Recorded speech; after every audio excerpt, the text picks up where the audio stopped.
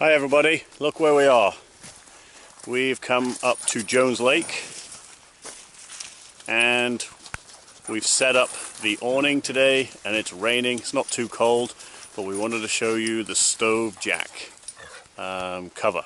So as we can see over here, what we've got is the piece in place.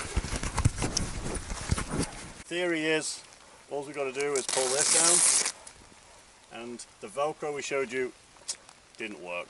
We used the sticky back. We're going to glue it in place, so now we've got no way of rolling this up and holding it. But we'll see how it all works out. But as you can see here, we moved it off center because where this line is, the water will run this way, as you can see. That's why we moved it off of center. As much as this is the deeper area, so the potbelly stove can't touch the sides, but we moved over here. We're going to try see how it goes. And then with this, we just roll it back up. It's Velcro, stays put, stop any water going in. It should be dry.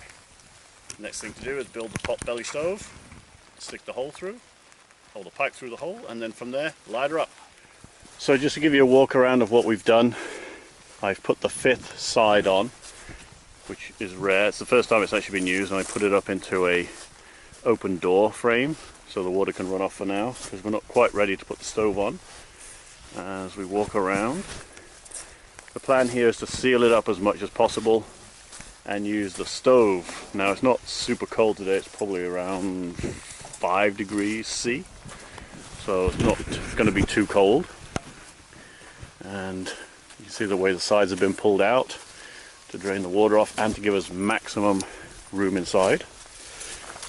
And so the blue tarp and the green tarp might look gaudy, but these are to stop the draft from coming in from above. As you can see from here, that's there to stop above head damp and coolness.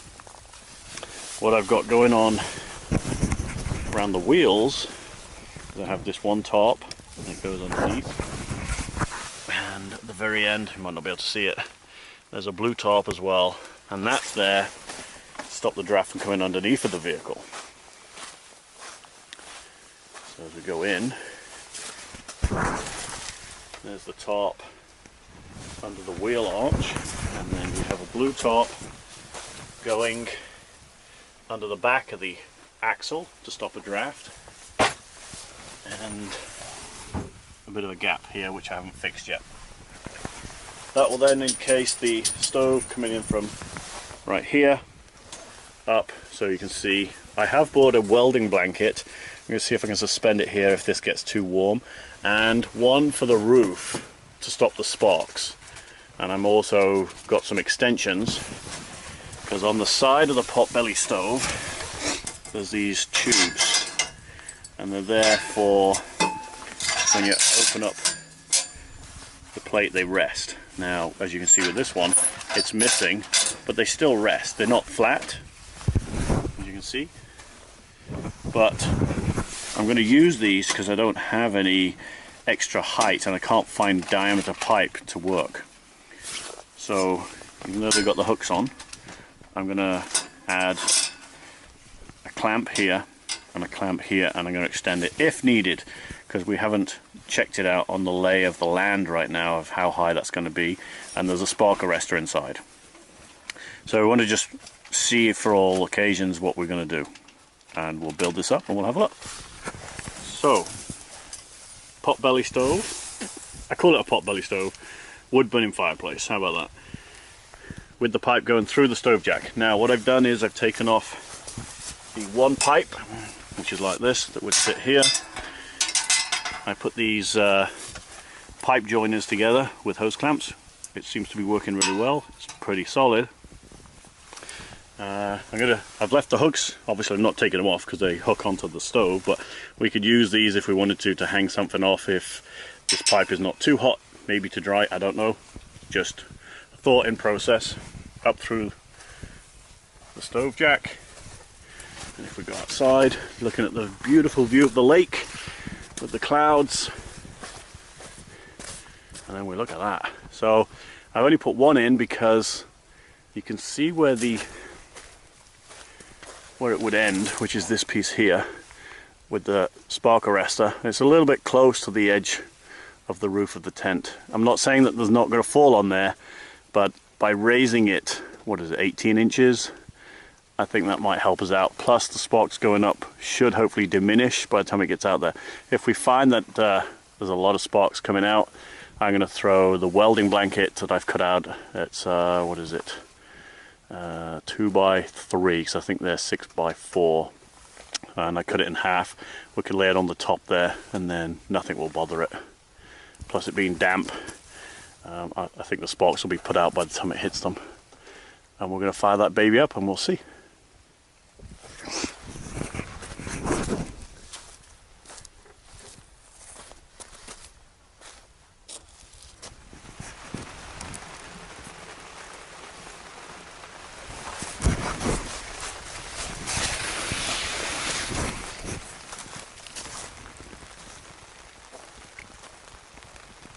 Oh, she's venting awesomely, and that's looking pretty good. That's just a fresh start. Newspaper, small bits of wood, no sparks, but lots of smoke, which is awesome to see for now, as it's not going to be that much heat in there right now.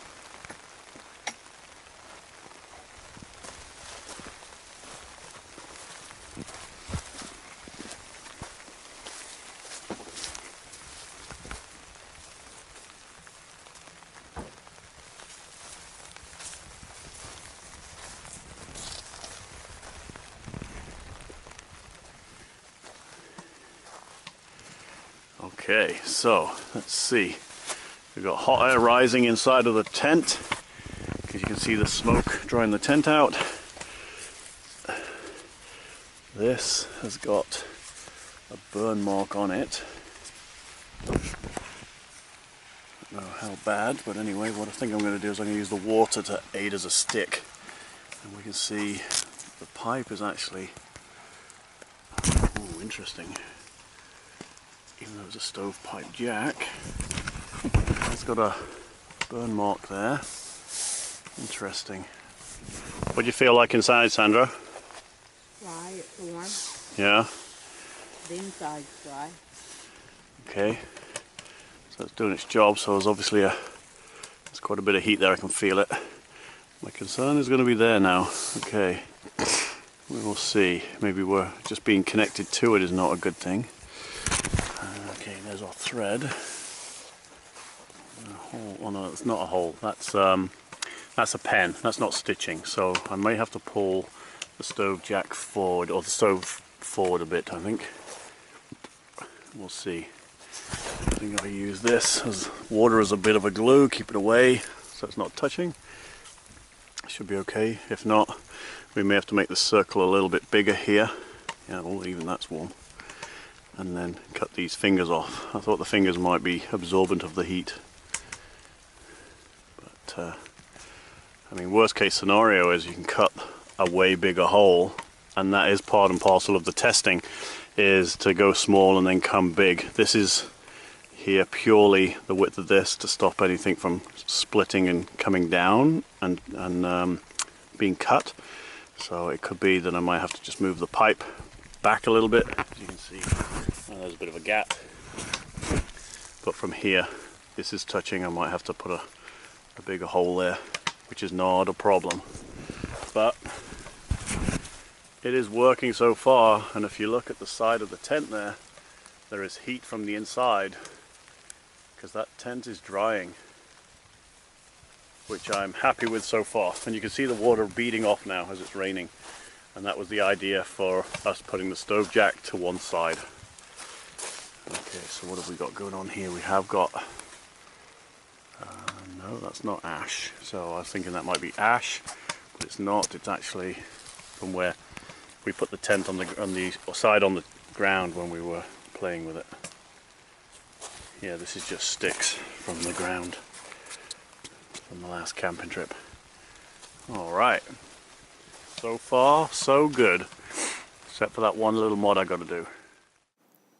This is just the temperature before we fired up the stove, and then when we got the fire going inside and our living space as it went through the night.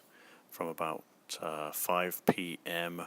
right through till 10 p.m. at night. We were drying our clothes, using it as an airing rack and the comfort within inside, right up to the temperature that we'd actually created inside of our annex. So as you can hear, today it's raining hard. This is the morning after. We raised the temperature from 50 degrees Fahrenheit, was that 10 degrees Celsius, to 62 degrees Fahrenheit, 16 degrees Celsius. And I was not wearing a fleece, ended up taking my toque off. Sandra took her jacket off. It was actually nice and warm inside of here.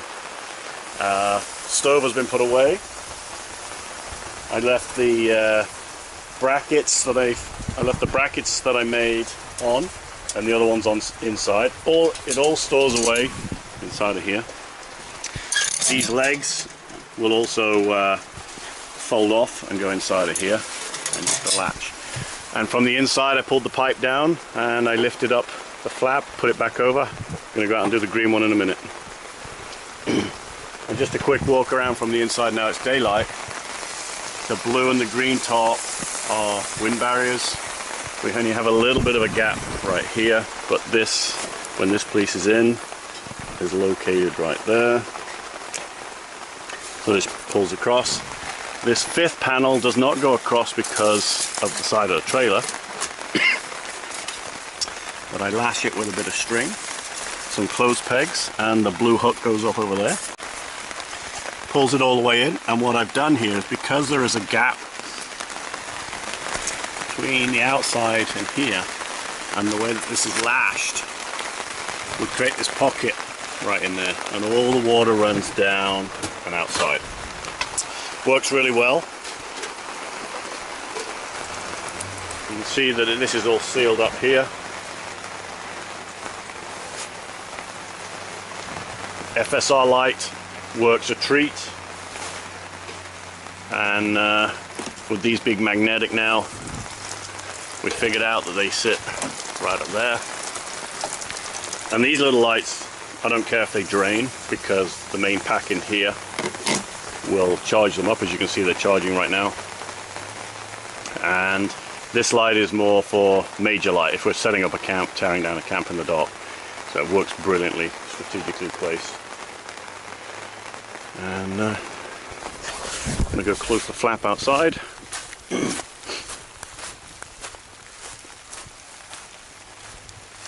As you can see, there's the flap.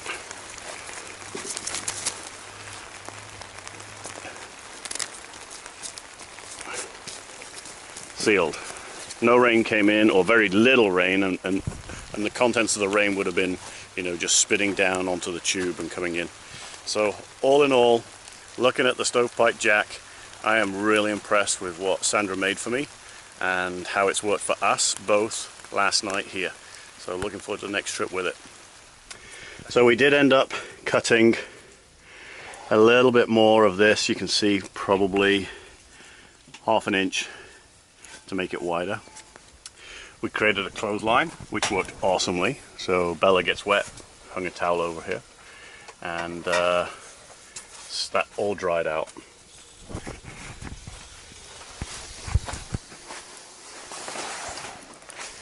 How much wood did we go through? Well, I normally bring construction wood with me for a fire, and this time I bought 3 totes of wood.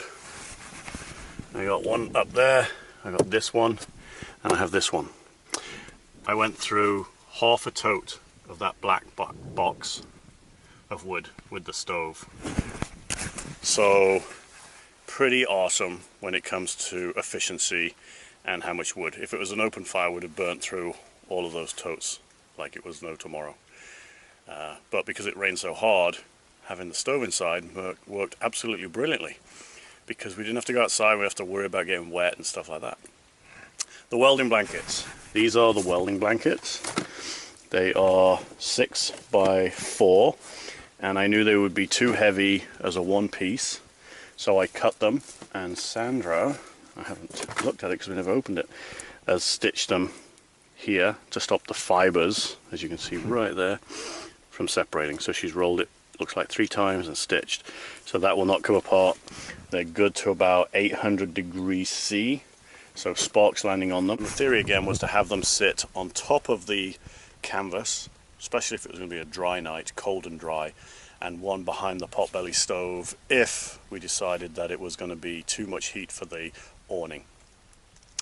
Again, with it being raining, it did dry the sides out and the roof, but the rain kept coming down, so it basically compensated for the welding blanket, and there's no holes in the roof. So that test will be another test at a later. Here we go on our way home. Jeep's all warmed up. Oasis is ready to roll. Just got to move around some of these rocks. Trying to guide Andy around everything without me falling and breaking my neck at the moment. So it's pretty soft with the sand here, but we're trying to, hopefully that will get everything out in one piece without bottoming out. So there's Oasis 1 on the way home.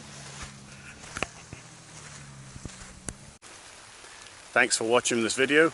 Please subscribe if you enjoyed this video and it's given you some insight on some information. Survive to be alive.